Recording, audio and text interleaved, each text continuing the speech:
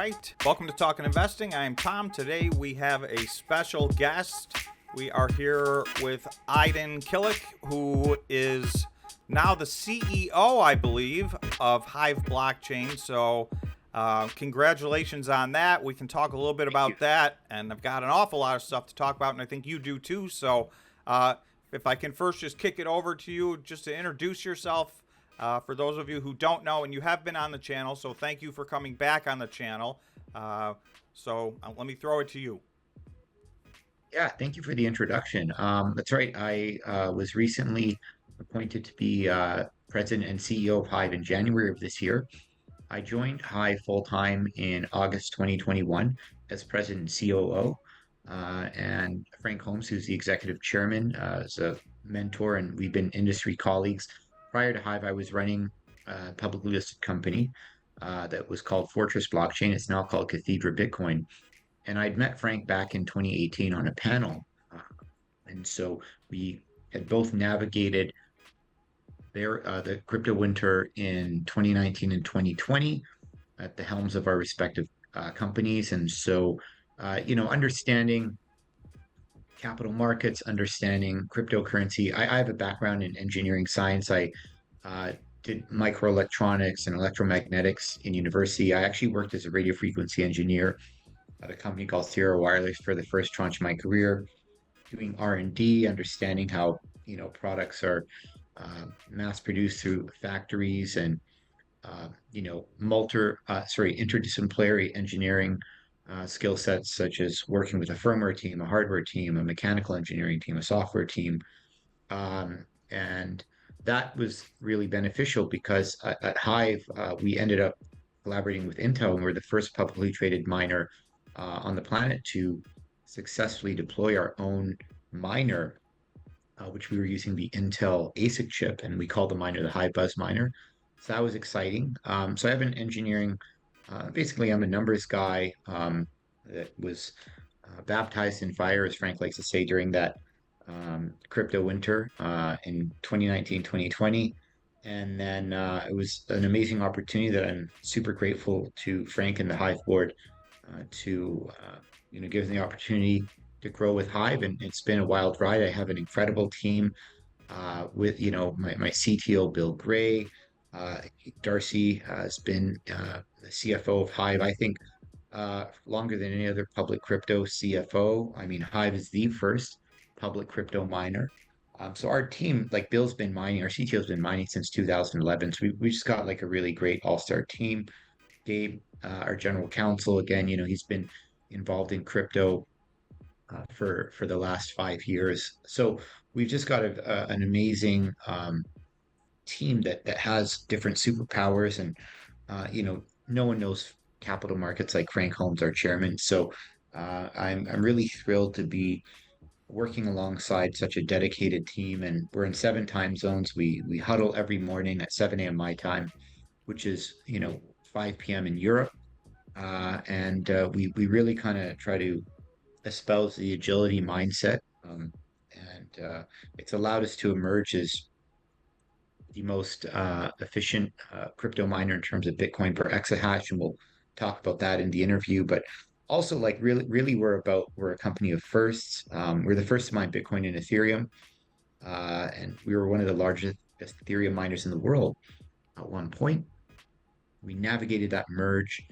We then took our GPUs, and now we're mining Bitcoin with GPUs, doing a profit switching algorithm with altcoins. So we'll get into all this stuff in the interview. But anyways, that's kind of, there's just so much stuff happening about at Hive, which is super invigorating and exciting that I just naturally get super pumped up when I talk about it. But anyways, that's a little bit about me and intro to the company.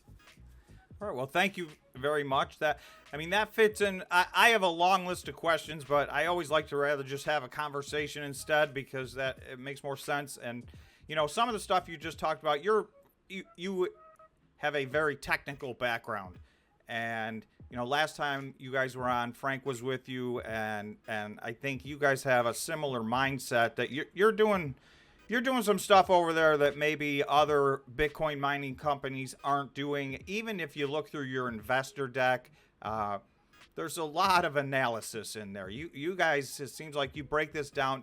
You know, from the outside looking in, I will tell you I have all my analysis, but that's, you know, I'm at one level. You guys are, it gets pretty deep, it seems like there. So Thank you. Yeah, I would say that's something that um, we pride ourselves on. You know, some of our strategic partners that we work with in Europe, you know, they've built out over 300 megawatts of crypto mining infrastructure globally. They participate in our strategy sessions, and they say that we have a deeper look and a more sophisticated methodology than any of the clients they've ever worked with in the game. And so, you know, a lot of it comes from like our Microsoft Excel is just our favorite program to use. And I sort of, you know, when you work in the physical world and you understand how, you know, radio waves work or fluid dynamics, like there's like 3D vector calculus that governs all this stuff. And sorry, the laws of physics govern all of it. And those laws of physics can be described mathematically.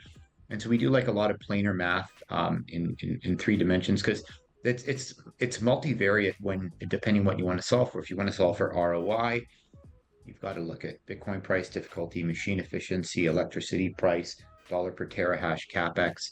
And the thing is some of those variables you can control and others you can't. So you have to do sensitivity analysis. And so if you do like a planar solution, the shape as you vary that plane will change at a different rate depending on how you model the other things that you can't control.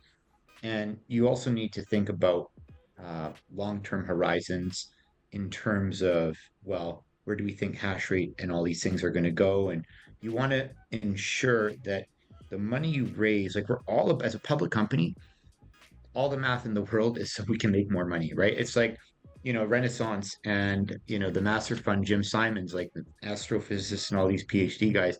I'm not comparing ourselves directly to them, but they're definitely inspirational. But what are they really good? Like nobody cares if you're not good at making money, right? So we're all about generating cash flow return on invested capital for shareholders, building shareholder value, right? What is the most accretive? Like there's three resources that we manage Hive. One is energy, right? So, for example, December was a landmark month for us. It was the wake of one of the most brutal months in crypto mining economics. November was I think we were seeing hash price at like 5 or 6 cents a terahash a day, which, as you know, is a marker of how much it's network wide, right? So it doesn't matter if you're mining in Iceland or the US. It's what is the Bitcoin network paying you as a function of difficulty and block reward and Bitcoin price per hash per day. And when Bitcoin was at 16.5 and difficulty was about 36 trillion, we were getting to, 5, 6 cents. And that's pretty gnarly because then you can translate that into dollars per kilowatt hour. And that is an important metric because it takes into account the efficiency of the machines as well. Again, you talk about those multivariate considerations. And so in the wake of that in December, we realized that we would be much better off taking energy and we sold it back to the grid and we made $3.1 million in profit just from selling power back to the grid. But we produced much less crypto, but it didn't matter because that $3.1 million of profit, you would have had to have, I think it was something like, with mining margins at that time, industry wide, you would have had to mine something like 800 or 900 Bitcoin that month to make that much profit, right? So, um, energy is a resource. Like, what do we do with the energy? Do we mine with our ASICs? Do we focus on our GPUs? Like, we didn't really run our GPUs that month because we focused on selling that power back to the grid. So energy is a resource. The other resource is capital, right? So, we made a landmark purchase of 3,517 S19J Pros in December at an average of $11 a terahash, right? And that helps us upgrade our fleet globally. Like sometimes maybe you expand, sometimes you upgrade older machines. It's about because you want to lower your uh, cost of production. So capital is the other, and there's so many ways to deploy capital strategically. So Um, I'm and, sorry to interrupt, but just to put that in context for everybody listening, that is an extremely low price that you guys were able to buy those machines at. So I just wanted to give a Oh point of yeah, yeah. reference Thanks for there. pointing that out. That's Um, pennies on the dollar. yeah, yeah, exactly. Thanks for illuminating that point because a year ago, people were paying spot delivery $100 a terahash, right? So you think about we're buying it at 10 cents on the dollar. And so the only reason we're able to do that is because we kept our powder dry. And by the way, we don't have any debt. We don't encumber a Bitcoin. Um, and we never do financing on ASICs because that's like everybody was just chasing scale without purpose in the bull run. And they were like, oh, I want to do like a bar chart showing that I'm going to get to 20 exahash, but I'm going to bankrupt myself in the process if everything doesn't go perfectly. Well, guess what? Everything didn't go perfectly. But I know that, anyone who's been in crypto for long enough knows that there was so much exuberance in the last bull market. And I love working with the investment banks, but they'll raise money for you or get you debt. But it's how you manage that. And so you've seen a lot of calamity in the marketplace since. So we're about scaling with purpose, right? Like we mine for profit, right? So going back to that quarter, we did 3.6 million in gross mining margin in December, which is a 25% gross mining margin. Our average cost to produce Bitcoin was 13,600, and the average price of Bitcoin in that quarter was 18,000. And that was about optimizing. And then the third resource, which kind of solves that equation, is technology, right? So technology is another resource we deploy, right? And so we write our own firmware, right? Sometimes we'll underclock machines. We do cool stuff with thermodynamics. Um, we have an amazing miner management global software system that allows us to have really great uptime because we could sweep, tens of thousands of miners in seconds, which is important to note because mining with like 1,000 machines or 2,000 machines in a 2 megawatt data center back in the day, back in the 2017, 2018 era, when that was considered substantive, it's like, okay, you have three guys working there. They could, do a lap, walk the whole facility in like, 5 or 10 minutes. It's a different scaling issue when you have 10,000 or 20,000 machines. You can't just walk around and look for a machine. Like, you have to have a really integrated system, and you think about all the servers that Google has, or Uber, to process like, myriad requests. Well, guess what? Like when you're sweeping 20, 30,000 ASICs, and you have to, spatially locate them all, you have to understand what's going wrong. That is a scaling issue that not everybody has really grasped. And I think when you look at the Bitcoin per exahash figures, you start to see the divergence. And we're not talking about a performance difference of like 5 or 10%. We're talking about, we're seeing months where, and it's great how people self-report. And we were one of the first to do that because we think that focus on performance and actual coin production is so important. Because hash rate, you can just say how many machines you bought and you could state what your purchase or contracted hash rate is. But how much Bitcoin are you actually producing? And so once you do that, you see like these like wild swings. Like some months people had like 65 Bitcoin in exahash when the top two or three performers alongside us would be like 110, right? So you're seeing like huge variance. And so technology allows us to flourish there. So our three resources: energy, capital, and technology. And so yeah, these are sort of like differentiating factors um, that allow us to navigate these bear markets. And by the way, it can't be left out. We have the lowest G&A in the entire crypto market industry. I think it was Hash Rate Index did this phenomenal infographic where they compared the G&A as a percentage of revenue. We had the lowest of all the crypto miners. And so our G&A that last quarter was, I think, 3.25 million, 3.6 million gross mining margin. So the company actually made 350 grand, even when you net out corporate overhead. And you look at like some of these, and you're a CPA, so I know you appreciate that. Because somebody could show you like they could have like 7 exahash and be like, hey, we made like 6 million gross mining margin, but then their G&A is like 13 million and they still lost like whatever, $5 million that quarter because they've got like tons of executives, tons of staff. Maybe I don't know, like are people like flying around in private jets? I don't know, but like you look at some of the G&A figures and they're astounding, right? So it's like separating it into like the nuts and bolts. And I think it's, um, analysts such as yourself that do such a great job of, you know, peeling back the layers. So I actually thank you for being so diligent and insightful when it comes to evaluating companies in the sector. Yeah, absolutely. And you touched on a lot of my questions or talking points, and the last one you just talked about was I did want to ask you guys. I've done the G&A versus across all the Bitcoin miners, and maybe shocking is the wrong number, but it's a staggering difference from the most efficient to the least efficient. I'm wondering what, and maybe I don't know if you know the answer. You guys are, and I measured this versus Bitcoin produced or versus revenue, however you want to measure it. Your G&A is as a percentage much lower than really all of your competition. How are you guys managing that? I think we have a high performance culture, and the company has grown by M&A, and I would say that we just naturally retain the best and the brightest. Um, when you're working at a really cool organization, say you're working at like NASA or Ferrari, and they're doing like really amazing, groundbreaking stuff, it's just going to make you want to participate because there's so much to learn, right? Like I hired when we developed the Hive Buzz Miner, I hired a quality assurance engineer who used to work at Sierra Wireless, 20-year industry veteran. He's been to manufacturing facilities all over the world. He's overseen the production of millions of units of very sophisticated wireless electronics.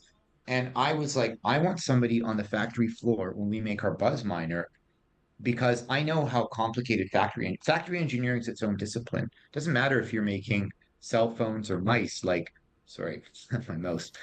Um, it's a factory engineer QA, like your tolerances, aging testing, like all this stuff, right?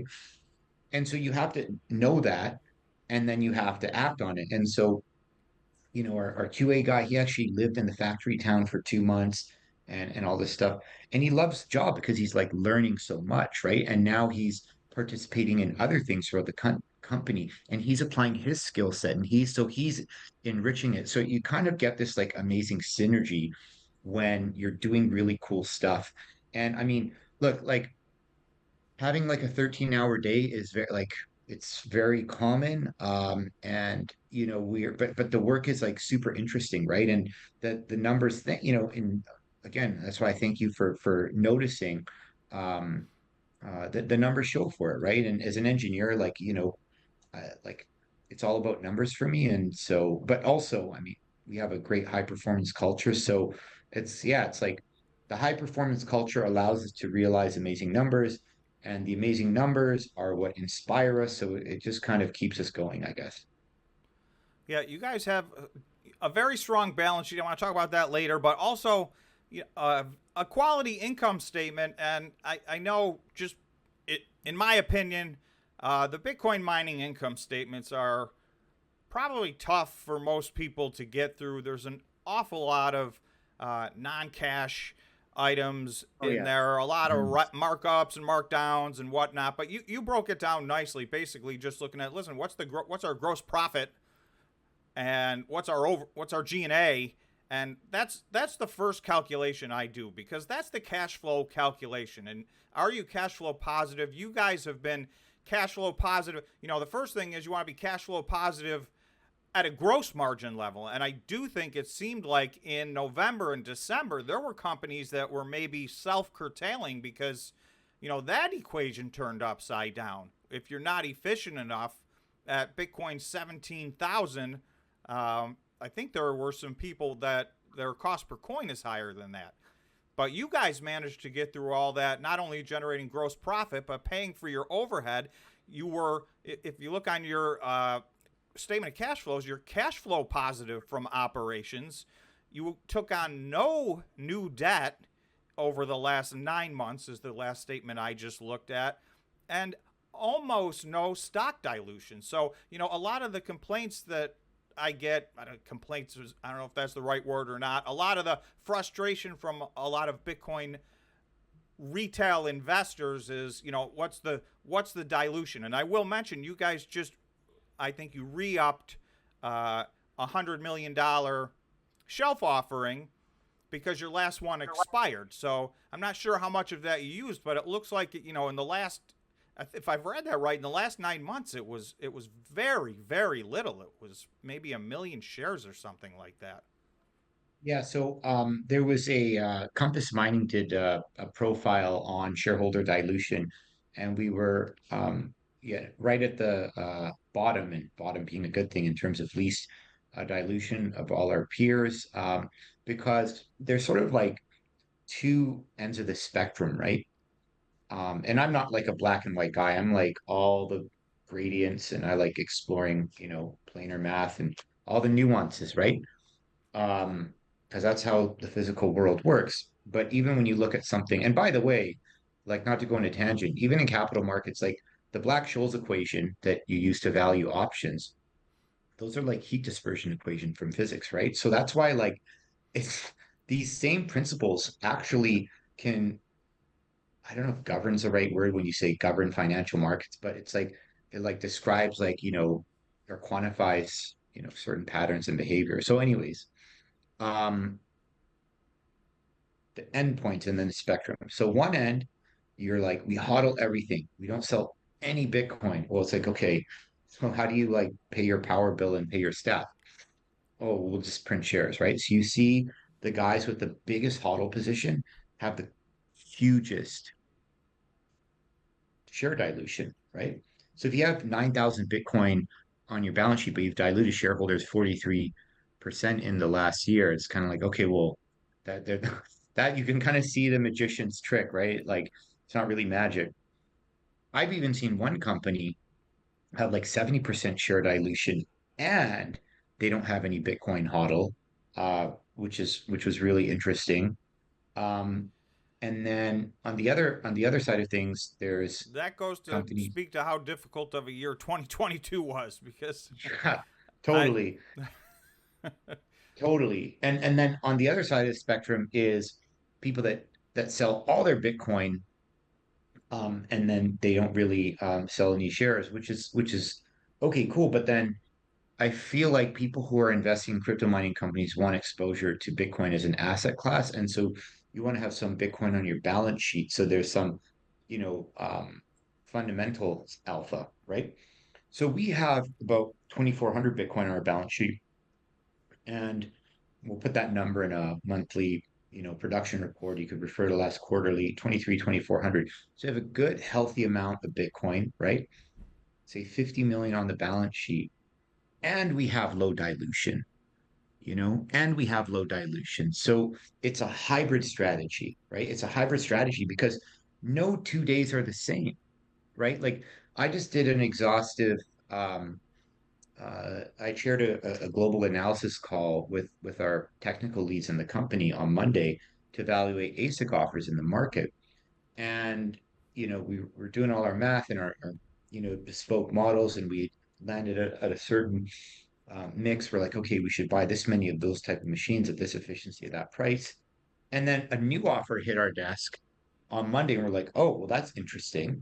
And we did another deep dive, and we actually were like, should we buy? I'm not going to tell you what the machines are, what the decision was, but the point is, no 2 days are alike. There's constant. It's an inherently volatile space. There's no set it and forget it solution to flourish. So you have to like. So in December, we made 3.1 million selling power back to the grid, which by the way, we could only do because we hedged our power contracts and we had fixed power. So spot was super high. You know what? Utilities like, hey, right? People will pay for that power. We're like, cool, here you go, right? Fair trade.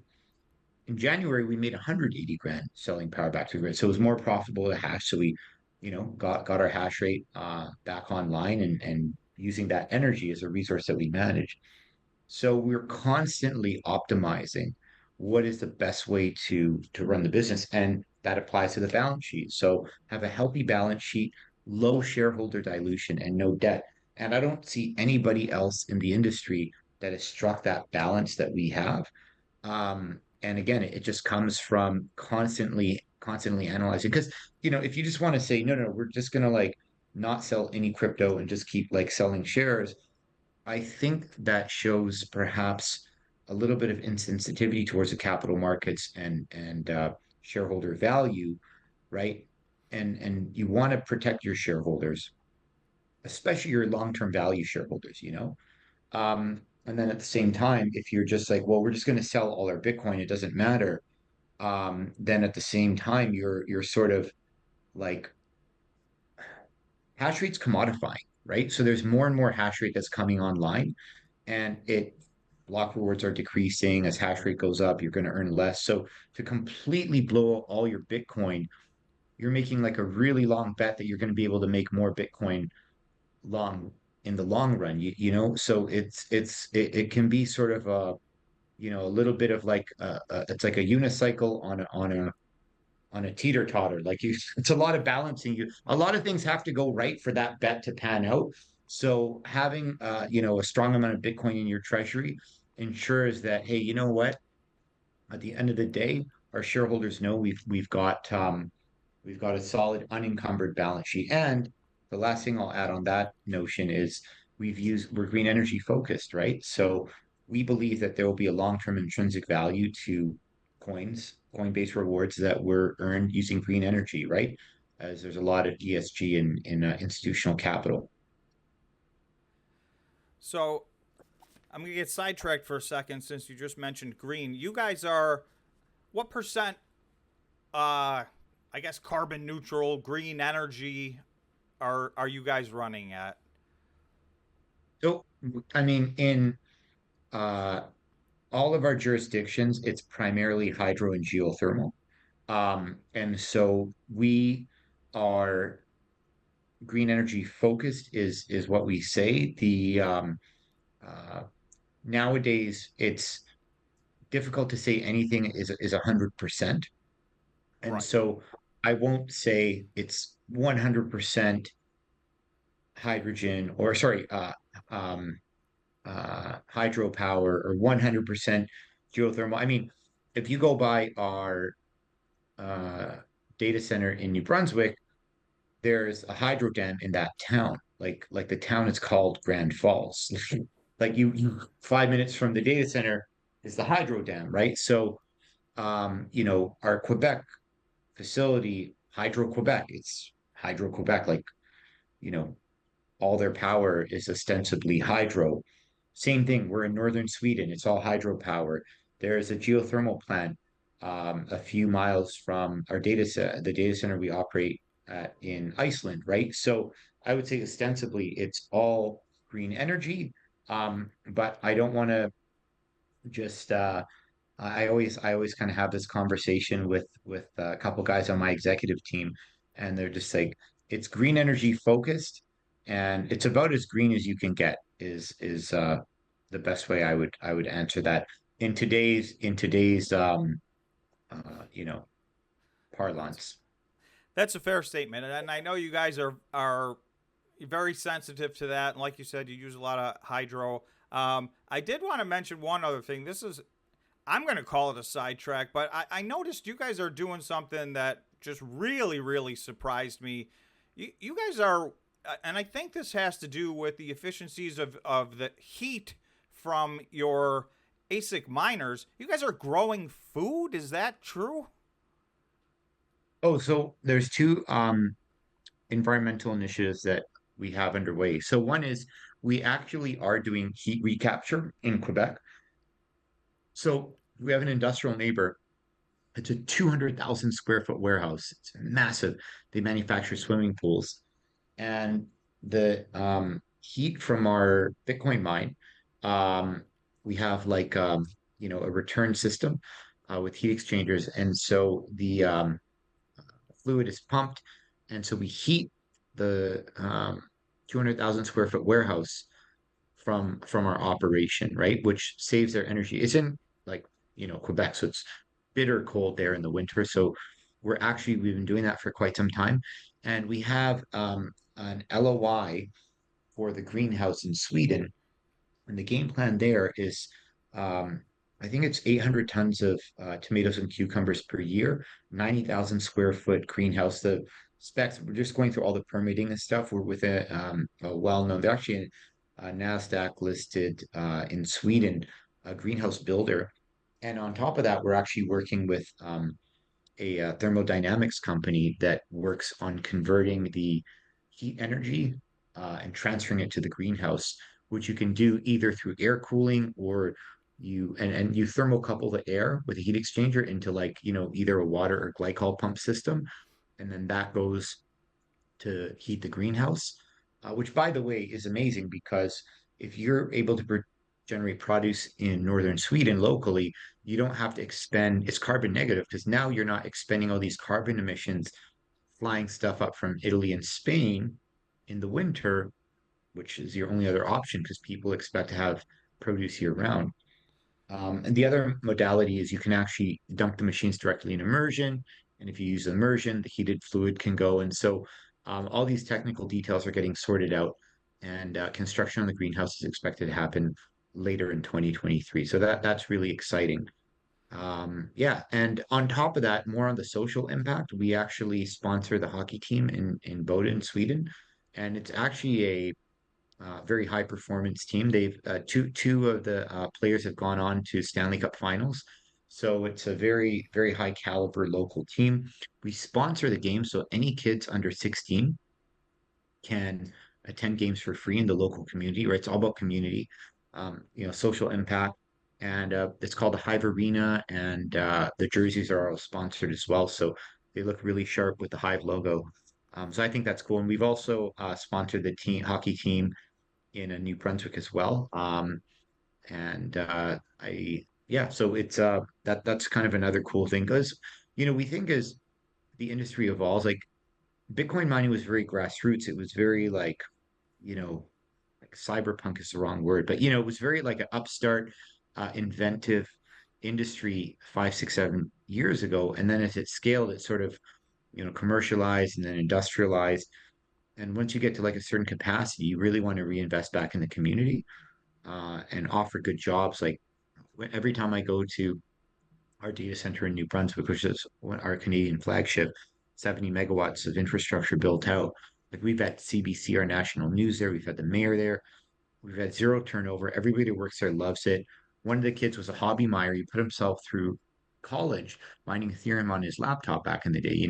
And he's super like when they got the first Intel prototypes to test, they were just like blown away. They couldn't believe it. Like literally, they were the first people on the planet to have a working prototype of an Intel powered Bitcoin miner. Like how cool is that, right? So we try to, it goes back to that high performance culture. So whether it's at the executive level, our coders, our network technicians, the data center technicians, we just try to make Hive either a fun place to work or where we do business, we try to spread some of that buzz, spread some of that love.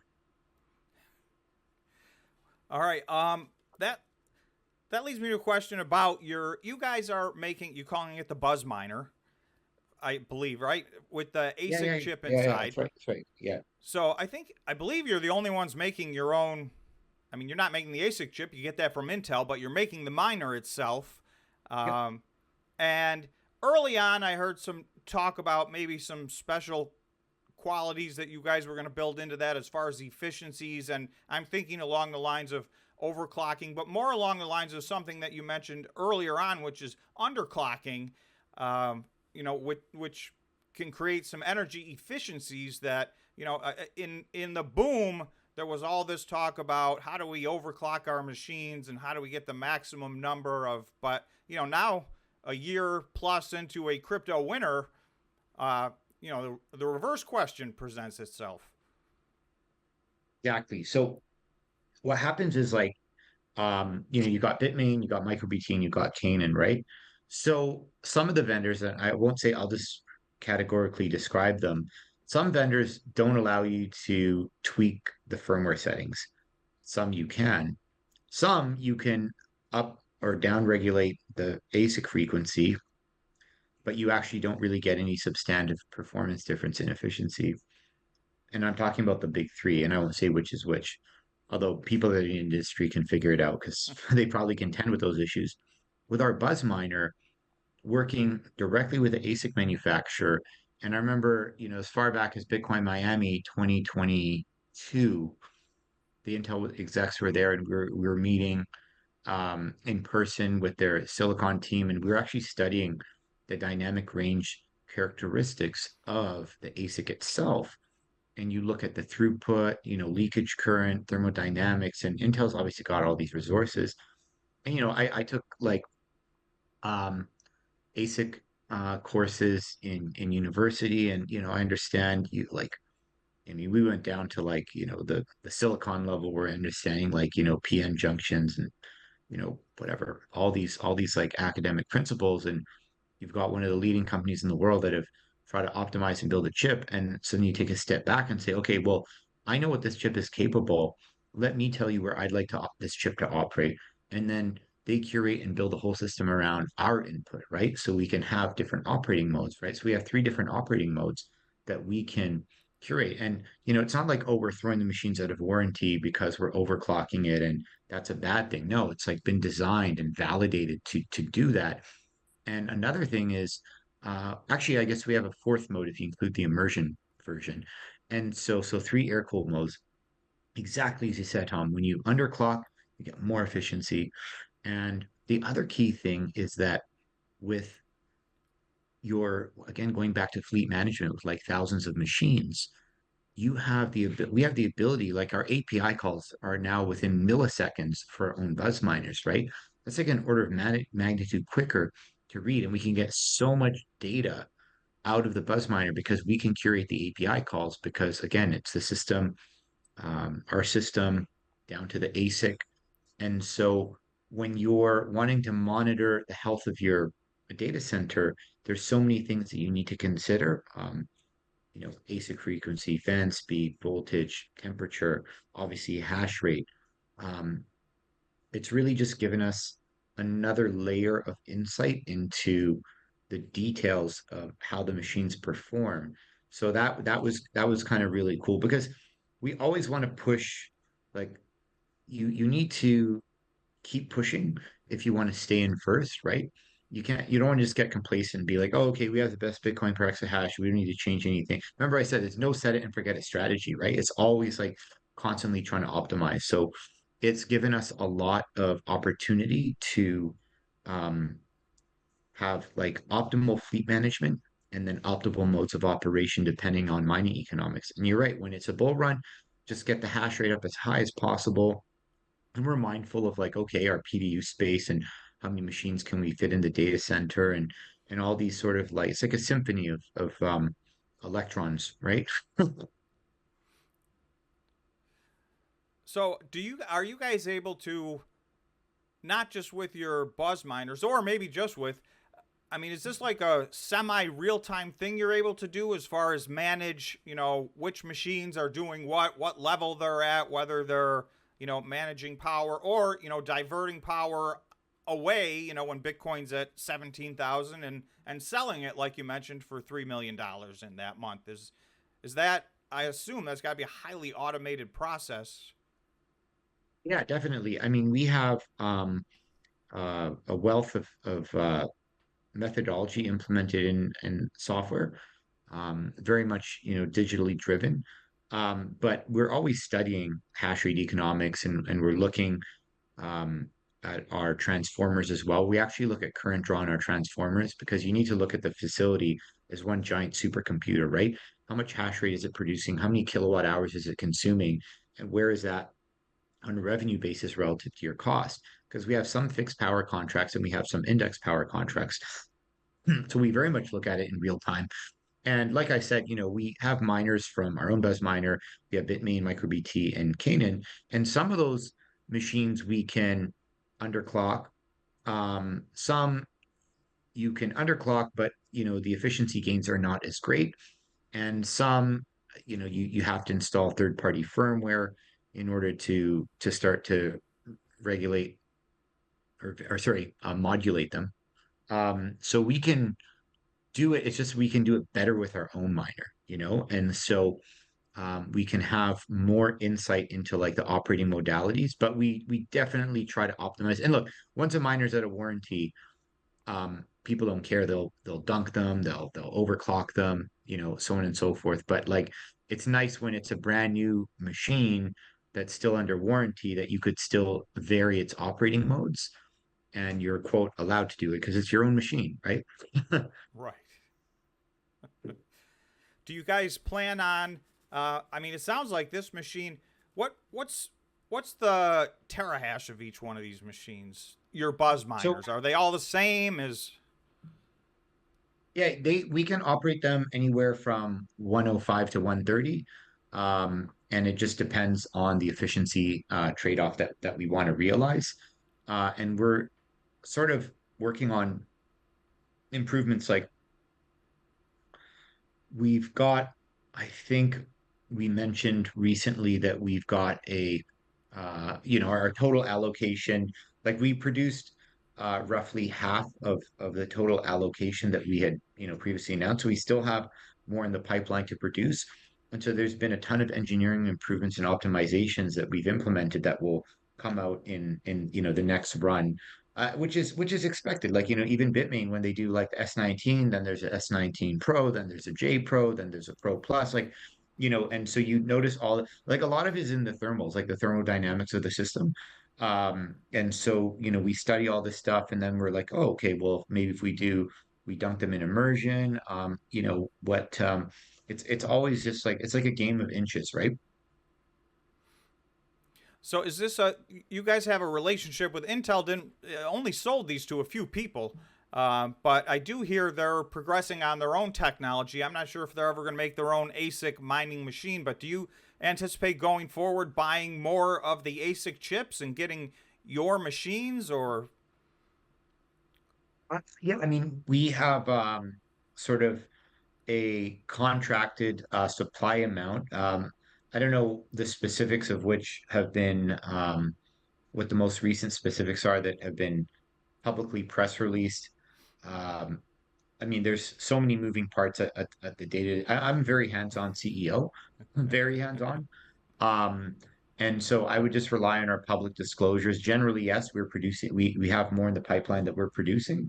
The exact improvements, the exact quantities, schedule, and timeline, we haven't released those specifics yet, but I think um, when we announced the deployment of the first 5,800 of them, we did mention that that only constituted about half of the total pipeline, and we had more being produced. So all the specifics are sort of, in the pipeline, but we're always on the lookout. I mean, look, we bought, again, 3,570 J Pros in December because the price was right. It was a screaming deal, right? So, um, we're like, it's all numbers, it's all business when we deploy capital, right? Um, Meaning that, I mean, of course, where we obviously do social impact and like when we sponsor a hockey team, I'm not talking about that. I'm talking about in deploying capital in crypto mining for optimized cash flow returns. It's almost a science, right? So, we're not, there's no emotion in it, right? It's just what's the best deal at the best time and how will that navigate, fluctuating hash rates, which we expect to, um, like hash rate to commodify, meaning it's cheaper with time to produce more hash rate. And so hash rate's going to continue to go up. And so you have to expect compression long term. Like the most dangerous thing you can do in this game is do like a run rate calculation. Like, oh, look, if we invest this much money, today we'd be making this much, multiply that by 365, and that's how the business is going to run. No, that's like the worst way to look at it for sure. Yeah. well, from a basic standpoint, I know there's an awful lot of investor decks inside of the Bitcoin community where, if you look in the notes, it says, oh, this assumes, the global hash rate at 290 exahash for the next year and et cetera, et cetera, et cetera. Yeah, yeah. Most of those assumptions you look at and go, well, that's not going to happen. That's not going to happen. That's Yeah. not going to happen. So, It's a balance because like I feel like um I mean first of all it's lazy to do that, but I don't think people do it because they're all lazy. I think it's because doing like an exhaustive analysis, maybe, and trying to present it can be super confusing to, um, the general public.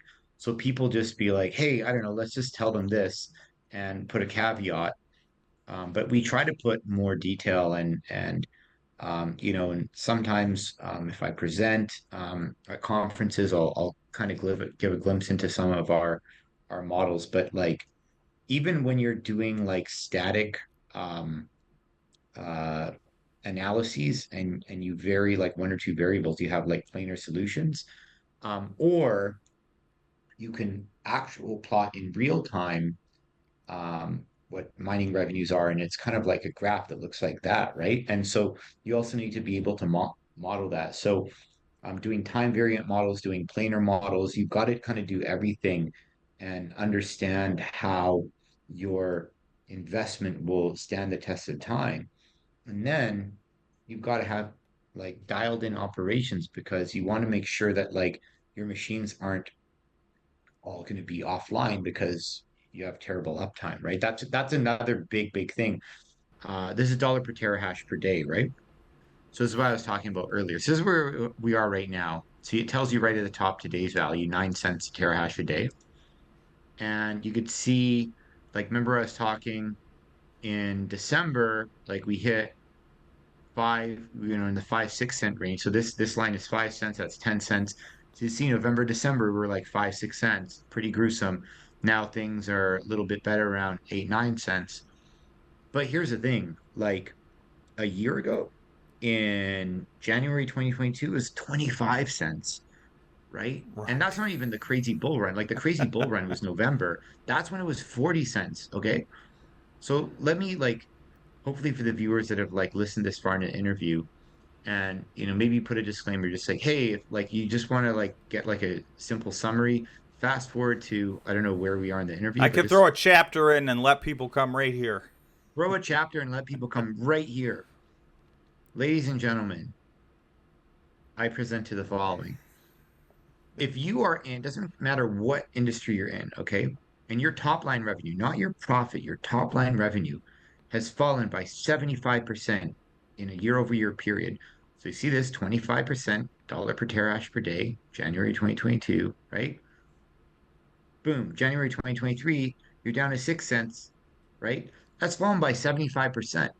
Top line. So think about your variable costs, your electricity, etc. And then think about your fixed costs, all your G&A, maybe real estate costs associated with data centers, whether they're mortgages or lease costs, insurance, internet connectivity, staff, right? I mean, some of those costs you just like can't go away if you want to, like you can like maybe temporarily curtail. What are you gonna do? Like fire all your staff and then like hire them back on like 6 weeks later? Like there's just certain costs that you realize have to be considered. So let's just say these are your costs, and you actually raised this point earlier. If your top line falls by 75%, it's very much apparent that a lot of miners in these mining economics, especially like look how long this lasted. This went from like November up until late January. That's 2.5 months. That's 10 weeks, right? 10 weeks. And yeah, difficulty did drop, by the way, in November. It dropped for the first time because hash rate economics were brutal. But guess what? It still didn't solve the hash rate economic problem, right? Difficulty dropped twice in this region, but Bitcoin price was still floundering. And then guess what? Difficulty still went up again. So you were Well, and we're still at really all-time high difficulties already, so it exactly. was not that much of a reprieve. Yeah.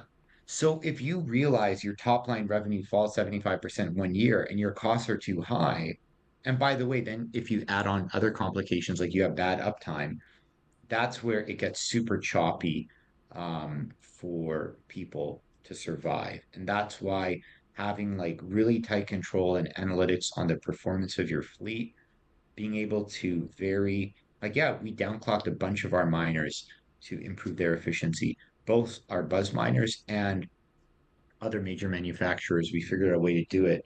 And that's how we managed to have positive gross mining margin in that quarter, right? October, November, December. So, anyways, I just wanted to. This is a great Scott. You just if you just Google bit info charts, mining profitability, you can download all the numbers from the blockchain and you can create this chart on your own. But this is a really simple one. And then you could zoom out like all time. And so Wow. like never mind 2011, because obviously it was, hobby mining, but even go to the S9 era. So you just highlight it and it goes like that. Look, in the S9 era, right, 2016, okay, this is before the halving back in 2016. Look, it was like $1 a terahash a day, $2 a terahash a day. And then even after that halving event, it's still 55 cents a terahash a day. And then So in the even what was 2017, considered a crypto winter at that point looks fantastic compared to what's going on yeah, right now. right. And then you look at the rally in 2017 and boom, you're hitting like, I remember December 2017, what a time to be alive. Um, $3, Drake and Future, $3 a terahash a day. But that was S9 era. So we're talking 13, 14 terahash a machine. Now what's the new S9? The S19 is 100 terahash a machine. That's what I mean, the commodification of hash rate, right? So there's just going to be more hash rate with time. You're going to earn less for each hash.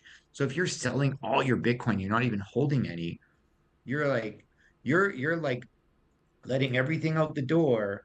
It's just like letting all the heat out of the house, all the windows open, but just keep throwing more wood on the fire and like, oh no, we'll keep up. We're gonna keep this, got to keep some of that warmth in, right? So that's why we measure things in dollar per megawatt hour, because then you take into consideration the machine efficiency, and that's a whole other slide. But I don't want to give a dissertation.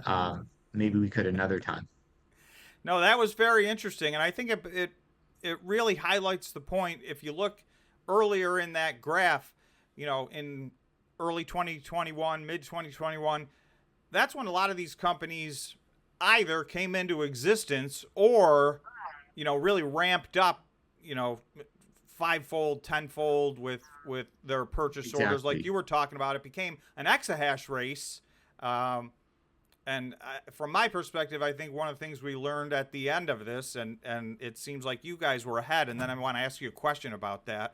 Uh, it's a lot more about the cost of energy than it is about the exahash race to get to a certain number. In the end, the that quality, steady, efficient flow of energy is what seems to be holding up more companies that are having troubles or that have already, gone by the wayside. So, did you guys? Because I noticed I think your latest thing you were saying was at 2.81 exahash for Bitcoin. Now you did used to mine Ethereum, of course, and so that was a big change that occurred in 2021. So, but you had been talking all along about the fact that you were using your Ethereum to fund, your growth in your Bitcoin exahash. And I think the Ethereum was highly profitable for you guys for a while. So I Super guess profitable. my first Super question profitable. Like, yeah, go ahead. Sorry. would be: Did you've got those GPUs? Are they still producing revenue for you? And had they already paid for themselves anyway? Yeah. So we could talk about GPU mining economics. So most certainly during the merge, sorry, prior to the merge, Ethereum mining was, I mean, when Bitcoin was doing whatever 10 cents a kilowatt hour, our legacy GPUs were doing 35 cents a kilowatt hour, so three and a half times as much revenue. Our data center grade GPUs, like our NVIDIAs, were doing like 55, 60 cents a kilowatt hour, right? So, and in the peak of the market, the NVIDIAs were doing 90 cents a kilowatt hour. So yeah, it was like super, super high profitability. Ethereum mining is way more complicated. You have servers and the cards and all this so forth. And you don't, that's why not a lot of people mine Ethereum on a large scale. Again, it's an example of where we lead as a technical in technical proficiency. But then after the merge, we pivoted and the GPUs are mining altcoins, which we get paid in Bitcoin. And right now, our GPUs are doing like $95 a megawatt hour in revenue. And if you look at like whatever, you know, a lot of ASICs, they're doing like $90 a megawatt hour in revenue. So our GPUs are even more profitable than the ASICs. So yeah, they're still cash flowing, right? Which is incredible. And again, it's a testament to the agility mindset of our team, right? And on top of that, and one of the last things that I'll mention is we've also now hit $1 million a year annual run rate revenue for our cloud business. So that's actually not mining at all. That's using our NVIDIA, our A40s, our A5000s, GPUs as service. And so we're actually leasing out our GPUs for high performance and AI computing. And so it's doing about, 3,000, 3,500 a day, which, works out to over 1 million a year. And we've been running for quite a few months now. And so we're looking on scaling that business. Our goal is to 10x that and diversify because the 10x. margin, Wow. yeah, because that 3,500 bucks a day is only from 80 kilowatts of um uh hardware. So that's $1.80 a kilowatt hour. $1.80 a kilowatt hour when ASICs are doing 9 cents a kilowatt hour. Sorry if I jump between kilowatt and megawatt, it's the same, just times by 1,000. Right. So it's like 9 cents a kilowatt hour for Bitcoin mining with ASICs right now, with like new gen ASICs. Okay. $1.80, that's 20 times more profitable per kilowatt hour doing cloud compute with our GPU. So we're really trying to grow that. And that's a really exciting initiative that I didn't even get a chance to talk to until the end of the interview. But that's how much cool stuff we've got going Well, on. I'm glad you circled around to it at least because definitely, I think a lot of people did have a question. What's everybody going to do with all these GPUs they're left with? And it sounds like you're saying that to some extent, that's a potential, first of all, diversification in your revenue and maybe even a higher profit center. So that's a Yep. surprising answer to me, I know. I know we got to wrap it up here in a few minutes, but I'm just going to turn it over to you. Anything else that we missed that I didn't ask you or that we didn't touch on?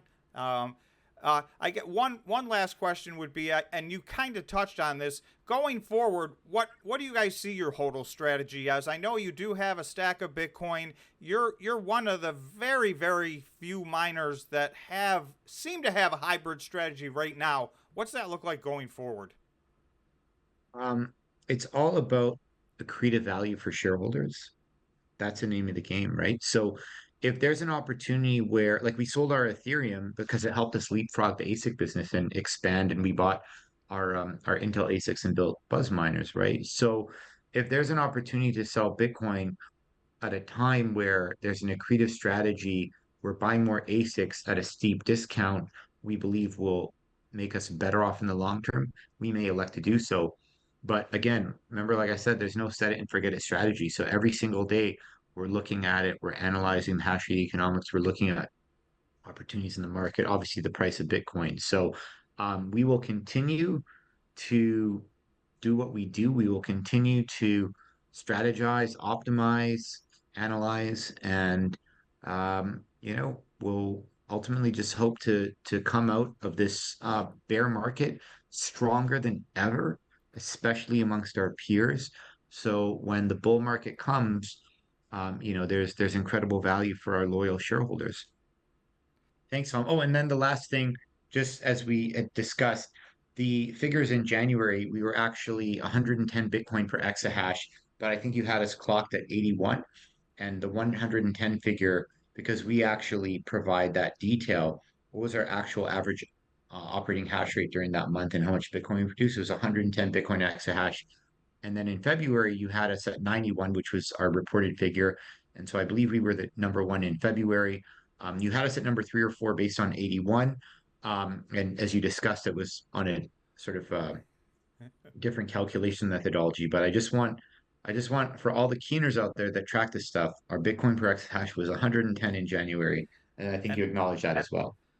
well, congratulations on your performance through the bear market because even in this last quarter you guys reported, which really, hopefully, knock on wood, was the bottom of the bear market, you guys still were cash flow positive. Also, congratulations to you personally on your new position as the CEO. And I wanted to thank you for taking time to come on the channel with us and tell us of a nice deep dive on what you guys are doing. All right. Well, it was an absolute pleasure. Until next time. Okay, thanks again.